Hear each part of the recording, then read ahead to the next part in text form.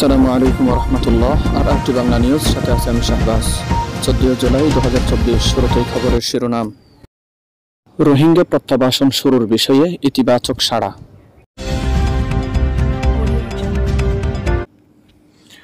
মিয়ানমারের পররাষ্ট্রমন্ত্রী থান সুই রোহিঙ্গা প্রত্যাবাসন শুরুর বিষয়ে ইতিবাচক সাড়া দিয়েছেন।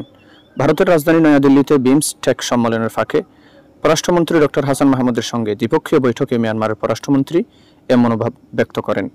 বিমস্টেক দেশগুলোর পররাষ্ট্রমন্ত্রীদের দ্বিতীয় বৃক্ষের প্রথম দিন বৃহস্পতিবার সন্ধ্যায় এই বৈঠক হয়। এ সময় ডক্টর হাসান মিয়ানমারের পররাষ্ট্রমন্ত্রীকে তাদের পূর্বের আলোচনাগুলোর কথা স্মরণ করিয়ে দিয়ে বলেন, মিয়ানমার দীর্ঘদিন ধরে বলে আসছে যে তারা তাদের দেশ থেকে জোরপূর্বক উদ্বাস্ত হয়ে বাংলাদেশে আশ্রিত নাগরিক রোহিঙ্গাদের ফেরত নিতে সম্মত আছে, কিন্তু এটি কার্যে পর্যবসিত হওয়ার চিহ্ন এখনো পরিলক্ষিত হয়নি। প্রত্যাবাসন প্রক্রিয়া শুরু হলেই কেবল মিয়ানমার তাদের প্রতিশ্রুতি রক্ষার নজির রাখতে পারে। উল্লেখ করে বিষয়টির উপর গভীর গুরুত্বারোপ করেন ডক্টর হাসান মাহমুদ। মিয়ানমারের পররাষ্ট্রমন্ত্রী থান সুই এ ব্যাপারে ইতিবাচক সাড়া দেন এবং তার সরকারের সঙ্গে আলোচনা করে দ্রুত প্রত্যাবাসন শুরুর অভিপ্রায় পূর্ণ ব্যক্ত করেন।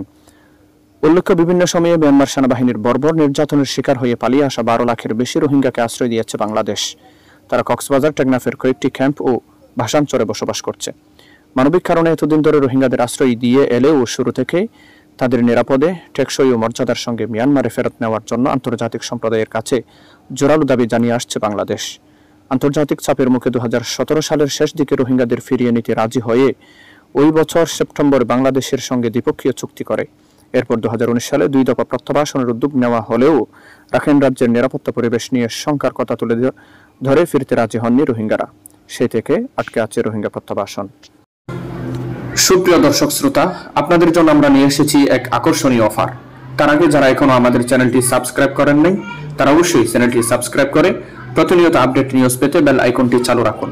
আপনাদের মধ্যে যারা সক্রিয় নিউজ চ্যানেল না থাকায় বা সন্ত্রাসীদের আক্রমণের ভয়ে গুরুত্বপূর্ণ খবরাখবর থাকা সত্ত্বেও অনলাইনে প্রচার করতে পারছেন না, তারা স্ক্রিনে বা ডেসক্রিপশনে দেওয়া হোয়াটসঅ্যাপ নাম্বারে আমাদের সাথে যোগাযোগ করতে পারেন। সম্পূর্ণ গোপনীয়তা বজায় রেখে আপনাদের দেওয়া নিউজগুলো আমাদের চ্যানেলে আপলোড করা হবে ইনশাআল্লাহ।